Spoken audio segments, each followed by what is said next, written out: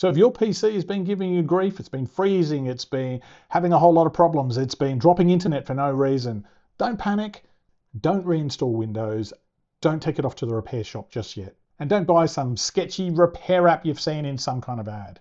Because there's nine commands that are built right into Windows that can fix a lot of this on their own. And I'm going to walk you through every single one. So to open up command prompt in an administrative mode, we're going to click start. We're going to type in cmd. Over here on the right, we can choose run as administrator. We could right click on the command prompt here, choose run as administrator. Alternatively, if we have it selected, we can hold down the control key, the shift key, and hit enter. And that is going to force us into opening into an administrative mode. We're going to get a prompt like this user account control saying, are we sure we want to do this? The answer is yes. We'll click that.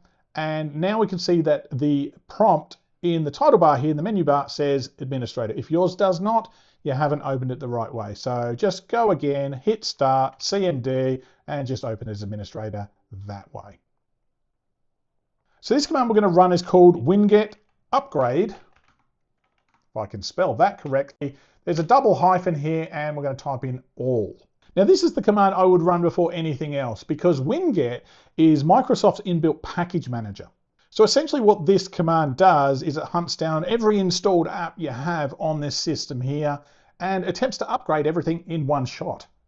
So browsers, media players, drivers that are registered with this machine, productivity tools, everything.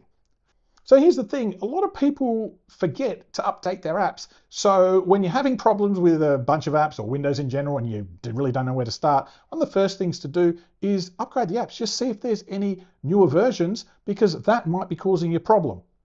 And by using a command like this where we can knock out everything at once, it's going to eliminate a whole category of issues you potentially have before you even start. Now, if upgrading all of the apps at the same time doesn't appeal to you, maybe you don't know what needs to be updated and you want to just have a quick list, instead of using the all switch, if we just type in winget upgrade and hit enter there, it's just going to go off for a few seconds, do its thing. And here you can see I've got two upgrades available, an app installer and Microsoft Teams. So you can go through your standard upgrade process and upgrade these individually if you like, or just use winget upgrade with the all switch and that'll just knock everything out at once. Okay, well the next command I want to talk about is the system file checker, and we can access that by typing in SFC for system file checker, and then the switch will be scan now. So we hit enter. So this could take a little while depending on the size of your hard drives. It does say there it's going to take some time, so I'd suggest going and getting a coffee or just doing something else for a couple of minutes, and you'll come back and hopefully what we're going to see is no issues found. But what this command does is it's going to go through every protected Windows file on your drive. It's going to compare it to a clean reference copy of that file, and it's simply going to replace anything that looks corrupted or tampered with in any way. So when this finishes, you're going to get one of three results. You're going to get no integrity violations found. We're going to have something that's been found and repaired, or a problem that's been found and can't be fixed. So either way, once this is done, good idea to reboot your PC before moving on to the next command. Now the next command we're going to talk about is this DISM command, the Deployment Image Servicing and Management command. DISM, I don't know if that's any easier to say, but it is what it is. All right, now this command works on a slightly deeper layer than the system file checker that we just looked at a moment ago. So the reason system file checker sometimes can't repair files is because when it pulls a copy from the reference or a cache, sometimes that can be corrupted too. And that exists on your Windows installation, just in a separate part of the operating system.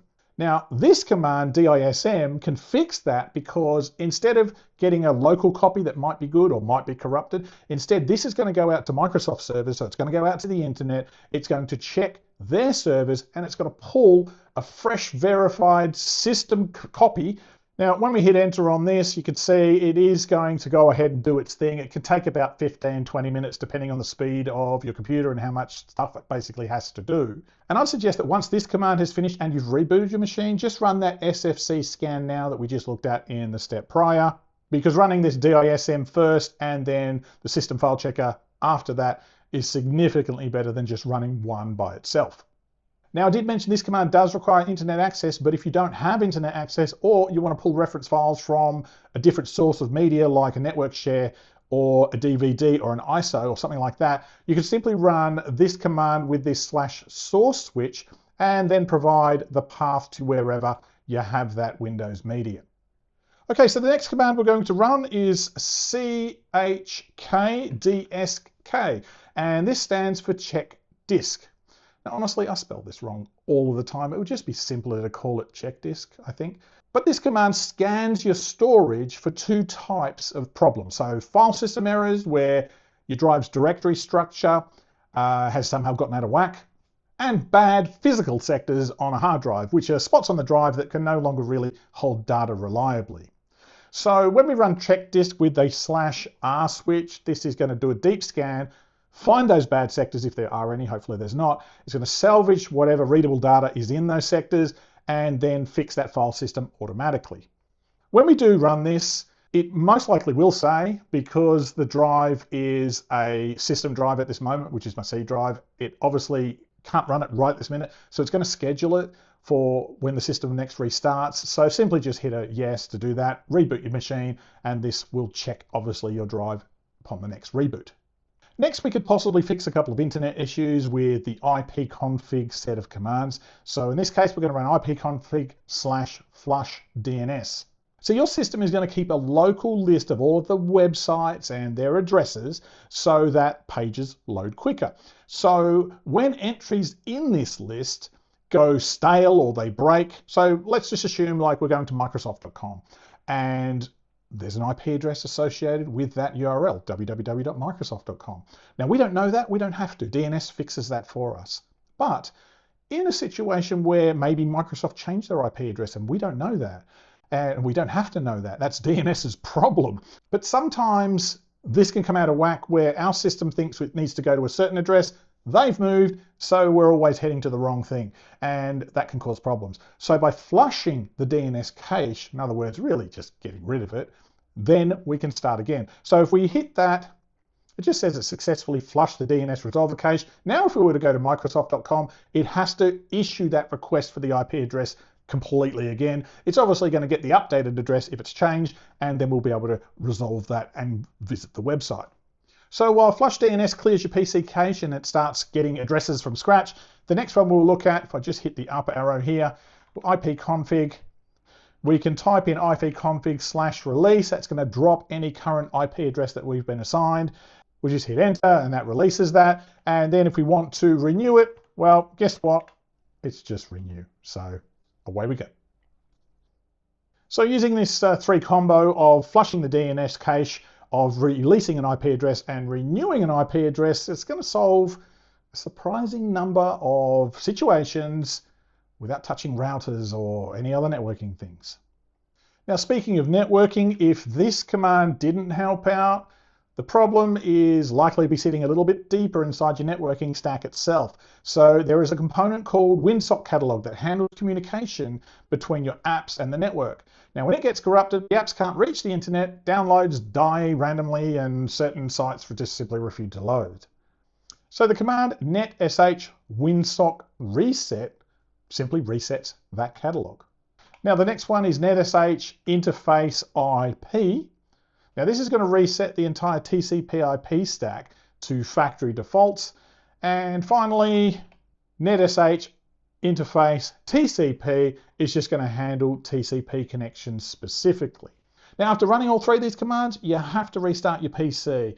None of this is going to take effect until you do. So this combo of three commands will fix stubborn network problems that survive things like driver reinstalls and router reboots.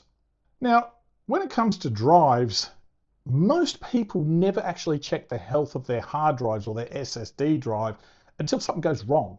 And modern drives do track their own conditions internally, and Windows can simply ask them for a status report. So this command is going to run a PowerShell commandlet called Get-PhysicalDisk, which is simply going to retrieve all of the hard drives we have in our system, and it's going to output these columns in a table. So if we hit enter there, in the output, anything that comes back as anything less than healthy is potentially a problem.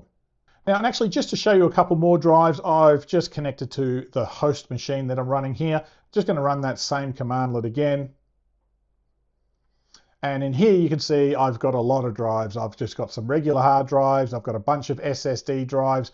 Everything here is listed as healthy. Oh, and by the way, if you're actually wondering how I selected that list vertically when you select things and it just wants to select things horizontally, simply hold down the Alt key as you're selecting something.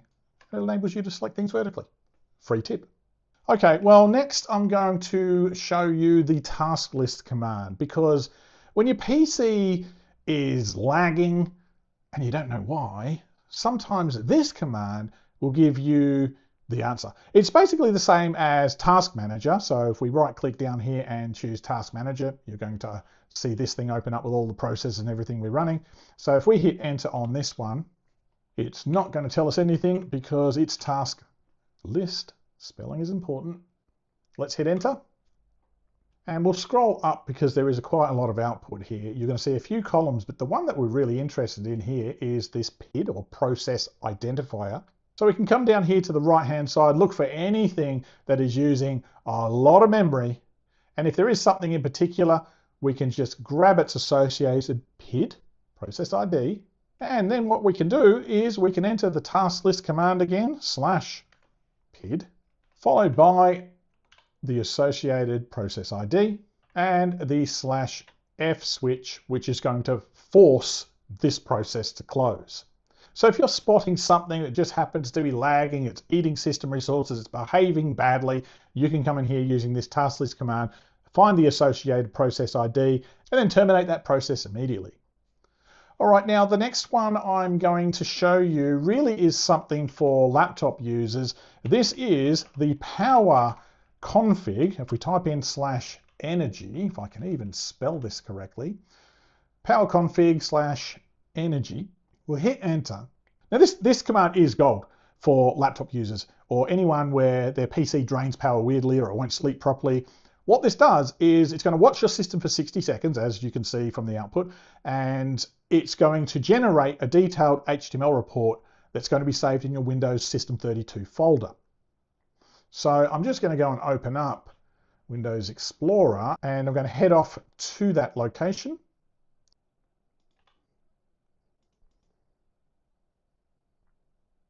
Right, now back in the output, you can see it has found a couple of things that it's determined to be a little bit of a problem. It's going to tell you here, Windows System 32 energy report.html is the path. Now we can actually just highlight that and hit enter, and that's going to copy it to our Windows clipboard. And if we just open up the Edge browser and paste that in, there is the report. Now alternatively, we could have just come down in here and found it the hard way. And there it is. And if we just double click that, see, it's going to open up exactly the same thing. Now inside here, you're going to find a breakdown of every energy related issue on your machine. So keeping it awake when it should be sleeping, and USB devices waking up your PC randomly, or misconfigured power policies, misbehaving drivers, that kind of stuff. So for laptop users especially, this report is a goldmine for diagnosing unexpected battery problems. All right, now there actually is also another command I want to talk about. This is just a bonus one. This isn't a command prompt command, but it really does belong in any Windows repair kit. Because bad memory, I've got enough of bad memory, but bad RAM we're talking about, it happens to be a silent killer when it comes to PCs. It's behind a shocking number of Windows problems, random crashes, blue screens, apps closing for no damn reason, files getting corrupted out of nowhere. You know, people blame Windows all the time when sometimes the problem is just a faulty stick of memory. So Windows has a built-in tester that hardly anyone seems to know about anymore. So we're going to hit start. We're going to type in mdsched for schedule. We'll hit enter. In fact, you can see that has resolved to this Windows memory diagnostic. So let's open that up. And we're really only given two options at this point. It's to restart now and check for problems straight away, or check for problems the next time we start our computer. So pick whatever works for your schedule. Just remember, if you choose this second option here, that when you reboot your PC, and if you don't happen to reboot it for a while, you might get a shock when it starts scanning and you think something's wrong. So before Windows loads, what this does is it runs a full scan of every RAM module you've got in your system, and it's going to report back whether anything is broken. So if it finds errors, the fix isn't software, it's hardware. Okay, so that's the full list. 9 commands plus the bonus of the Windows memory diagnostic. Drop a comment below if it's helped you, saved you any headaches, and hit subscribe, of course, if you want to, all that sort of stuff. And I'll see you in the next video. You have a fantastic day. Thanks for watching.